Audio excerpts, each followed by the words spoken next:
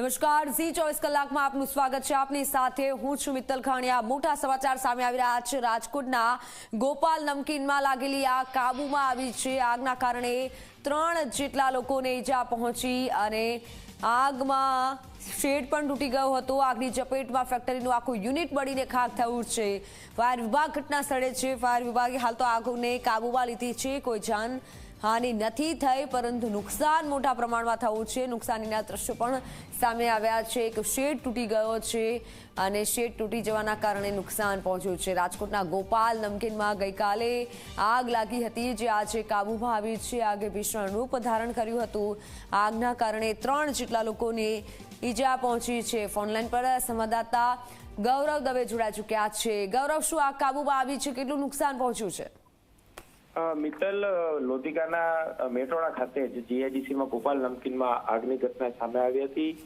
જોકે હજુ સુધી 80% જેટલી આગ પર કાબુ છે તે મેળવી લેવામાં આવ્યો છે। ફાયર બ્રિગેડની ટીમો ગોંડલ, રાજકોટ, મોરબી, જામનગર સહિતની ફાયર બ્રિગેડ ટીમો છે કે તેઓ દોડી આવી હતી અને આગ પર કાબુ મેળવવાના પ્રયાસો છે તે હાથ ધર્યા હતા।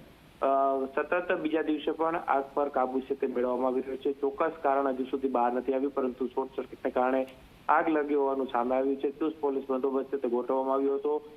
સાથે જ ગોપાલ સ્નેક્સને સેન્ટર જીએસટી દ્વારા નોટિસ તે આપવામાં આવી અને ત્યાર પછી અચાનક જ આગ ભભૂકી, એટલે કે ક્યાંક શંકાના દાયરામાં પણ જોવા મળી રહી છે।